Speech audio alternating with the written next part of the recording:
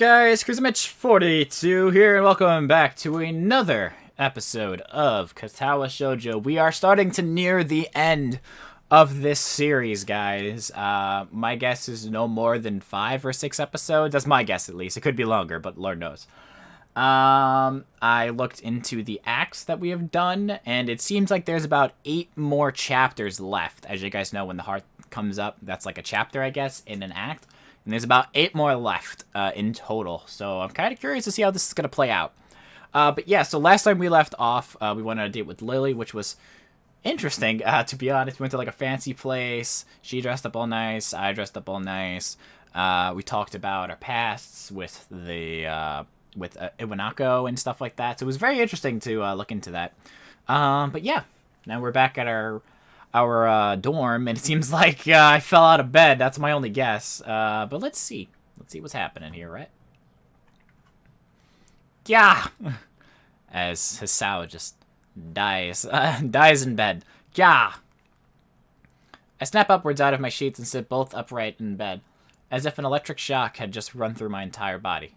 The night air feels cold against the sweat on my bare skin, my breathing short and rugged nearly to the point of hyperventilation. Whoa, what's going on here? Mind racing, I bring my hand to my head in an attempt to soothe my body's panicked state. It takes me a number of seconds to realize my hand is shaking violently, even as I press it against my face. More seconds pass in complete silence, my desperate attempts to subdue my body and mind slowly, thankfully working. Gathering myself, I start taking measure of the state I'm in. It feels like I've run a marathon, every muscle feeling tensed and sweat practically pouring off me. What the hell?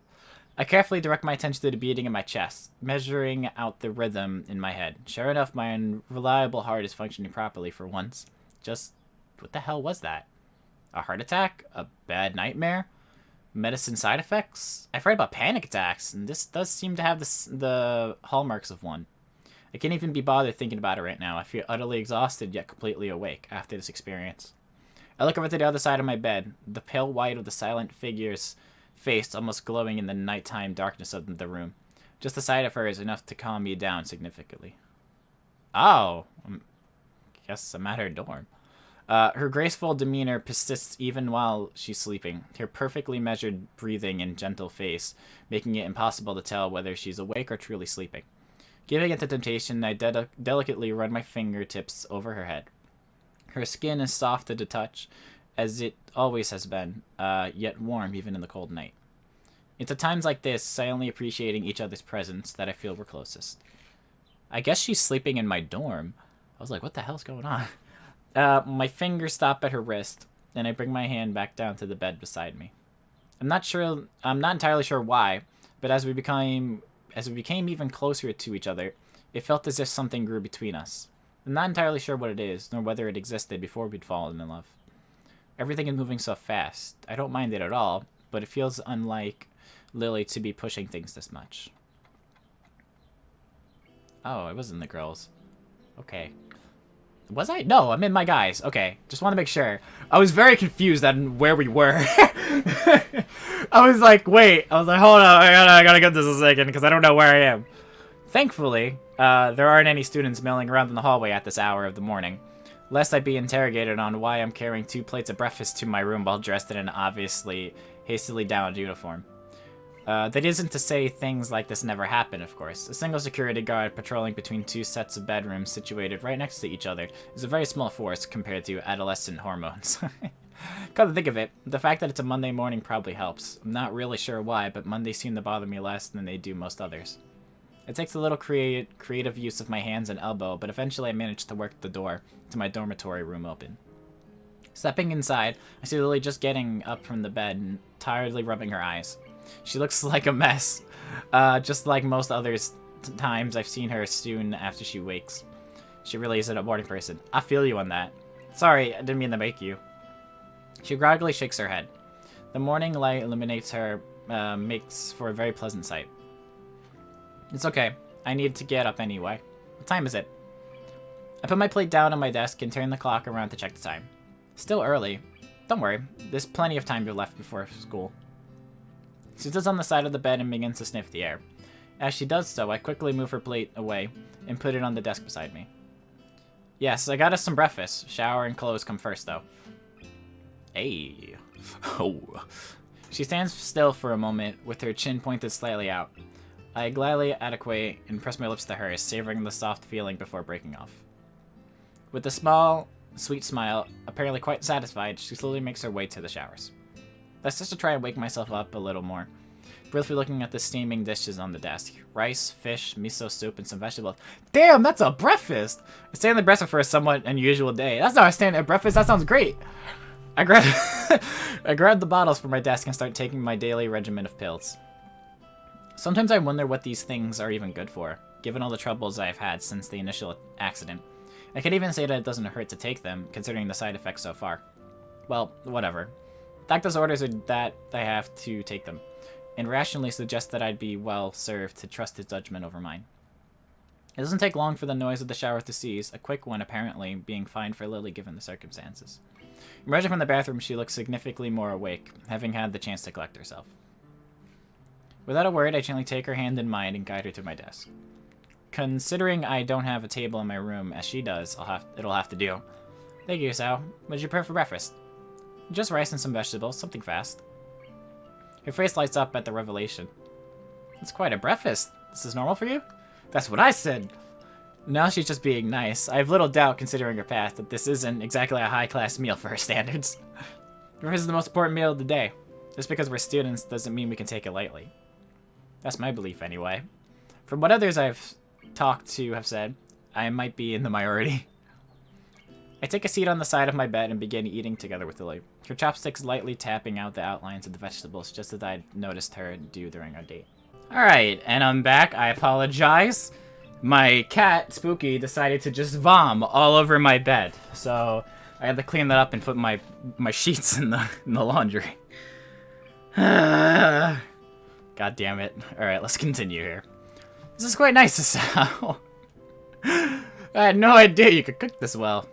This time she's much more genuine, I can tell that much. That said, cooking really isn't anything special at all. After a bit of practice, it's pretty easy to make a simple dish. Most of the credit goes to modern technology. Still, after years of cooking for myself, I should hope so. I got bored of eating instant noodles and ordering pizza every time my parents were both working, so I taught myself how to make a few meals. I'm still trying to get the knack of it, though. Make a good wife someday, so I take a grain of rice and place it onto my thumb, before carefully taking aim and giving it a good flick. It really jumps a little as I hit her cheek, right on target. I can't help chuckling a little at her expense as she lowers her brow and tries her best to assume a harsh and serious expression. Oh, that's right. What is it? Did you have any problem sleeping last night? You seemed restless. So she was awake back then, or at least partly so. Whether it was my heart or a nightmare caused by the side effects of my medicine, the last thing I want is for her to be worrying about me even more. Even before my relationship with Lily, I'd felt my body was a drag on everything I did. My body is my burden alone, so as long as I'm with her, I'll continue to act as normally as possible. No, not particularly. Is that so? That's good then. Luckily, she seems to take me at my word. Come to think of it, there was something else I wanted to ask. Oh? How should I put it? When you dream, do you see people and objects? Yes, of course Oh. I feel more than a little sheepish for that slip of the tongue. However earnest it may be, it looks unperturbed, though. But you don't taste, feel, nor smell things. I move to answer, but find myself stuck before thinking about it. The more I mull it over, the more I realize that her hypothesis is correct. That's true, I guess. I never looked at it that way. Are you saying that you do? For the most part, I can only hear in dreams, but yes, sometimes I touch and smell things as well. I'm just asking since Akira thought it was very strange that I did what I brought it up with her. If you don't either, then maybe it's due to my blindness. That would make sense. You rely on your other senses more than me, so maybe that affects your dreams as well. The wonders of the human body, I guess.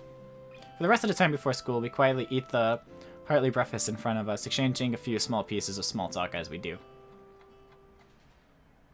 A quick peek out of the door assures nobody's looking directly at the entrance for the boys' dormitory, so we walk out with the path clear. Ah, the weather's good today. As stretch as Lily and I make our way outside, the bright morning's sun beaming down on us. By now, a few students can be seen doing the same, making their way to the main school building either from the dorms or through the main gate. It does feel nice and warm. Our hands linked and her cane tapping the ground, we began in earnest our trip to the school building and joined the chatting throngs of students around us. This would be the last day of exams, no? Yeah, how are you going in them? Fairly well, all things considered. You seem a bit stressed by them, though. It's that obvious, huh? I don't think it's just the exams, though. A lot of stuff's been happening in a short amount of time, and I'm not doing that well in the humanities subjects. You're doing well in science, though, aren't you? Well, it would be hard not to do well in science for me. Come to think of it, didn't you say before that you weren't very good at science and maths? She suddenly looks very sheepish, my remark no doubt hitting home. Lily's sense of pride really can be a double-edged sword. Well, aside from that, have you ever given thought to what you might do with that ability? It seems a pity to waste it. A bit, mostly at Matao's prompting. In any case, I'll probably end up doing science as a career in some form. That's good to hear, Hisao. As we enter the gardens, I suddenly receive an unsolidifying pat on the back.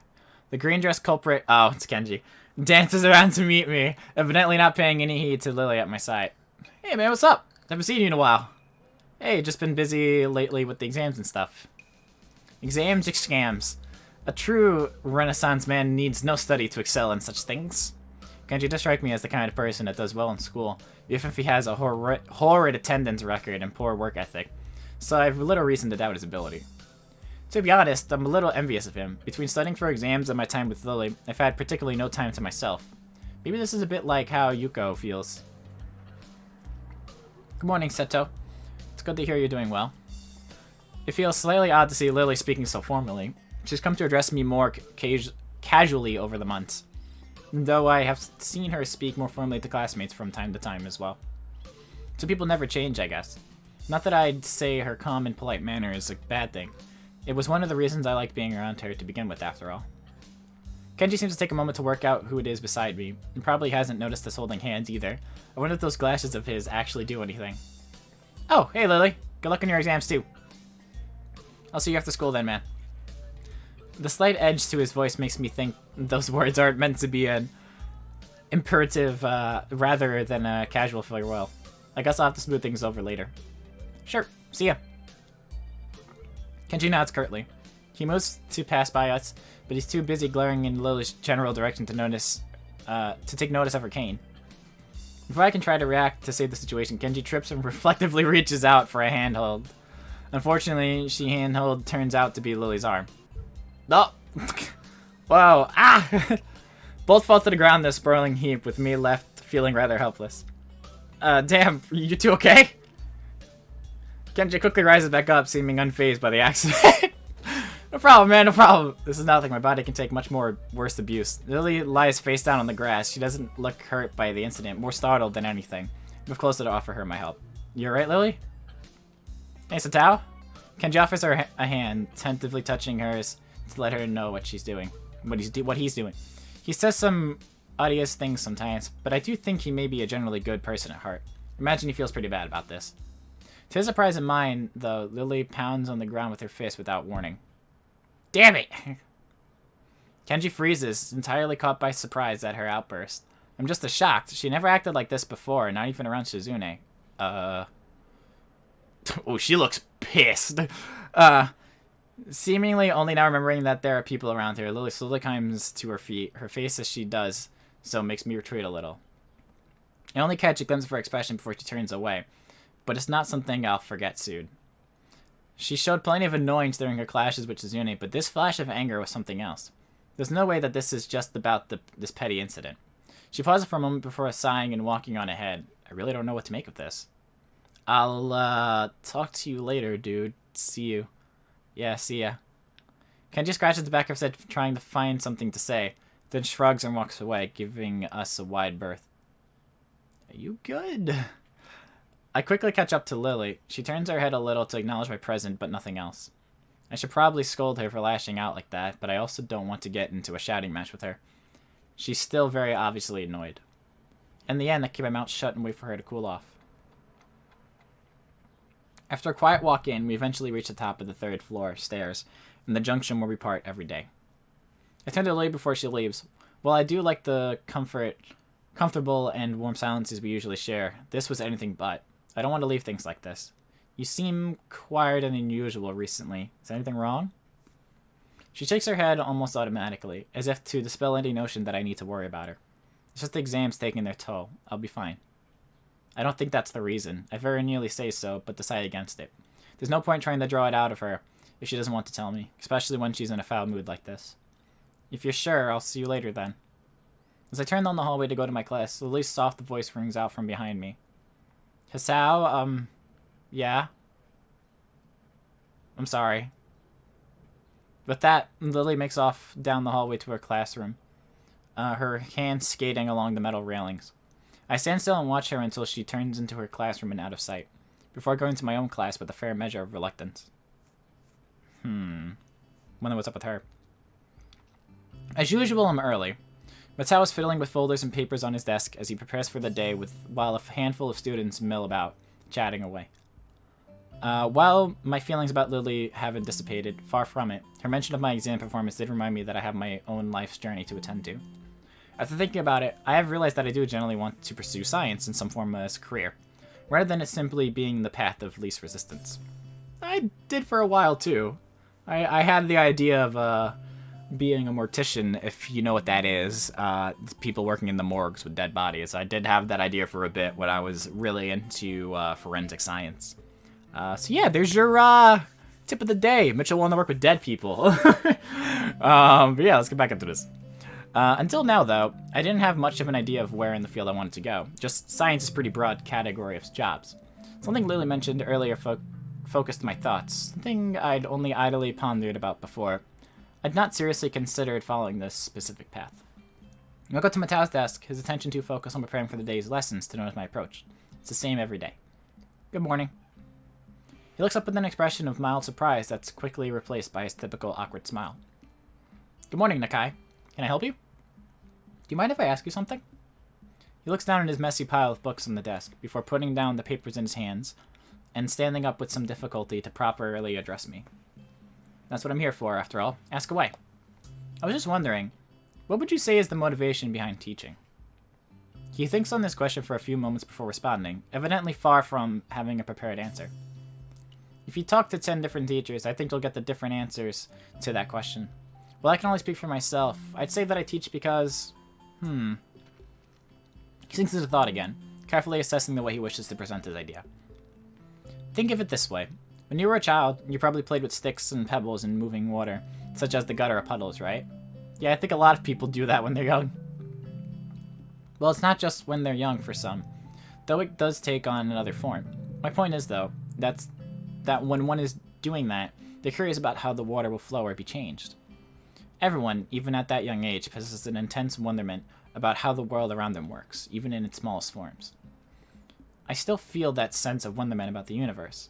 Even just reading about new discoveries or classic experiments give me a renowned sense of awe at how marvelous everything is, from the farthest stars to the smallest puddles.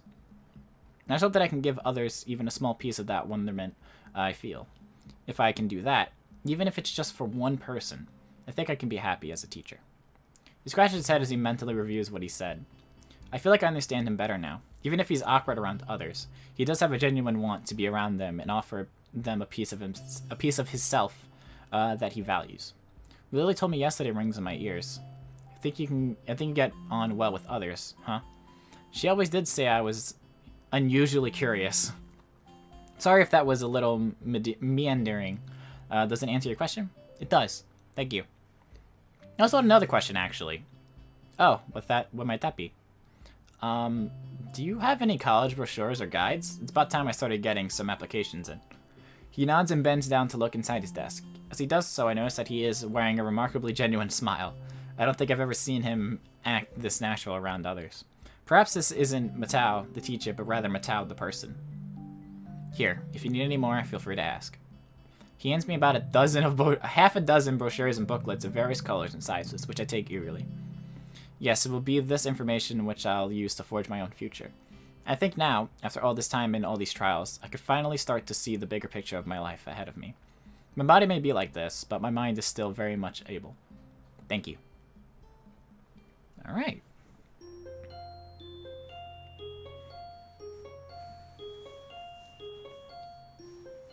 Okay, and I think we're actually going to end off here because I don't know how far into recording we are. So I apologize if this is the short episode. It's just because with the cat throwing up, I wasn't able to pause my recording. So that was like a good 5-minute process. So I really don't know how long this episode's been going for. So I'm just going to end it off here. I want to thank you guys so much for watching this episode of Katawa Shoujo. And hopefully we can figure out what's going on with Lilly, because something's definitely on her mind. I don't know what, but we'll figure it out soon, I'm sure. And yeah, that is it for me. Hey, you can probably hear that outside. Thank God I'm ending it now. Yeah, that's it for me. It's Christmas 42, and I will see you all in another video.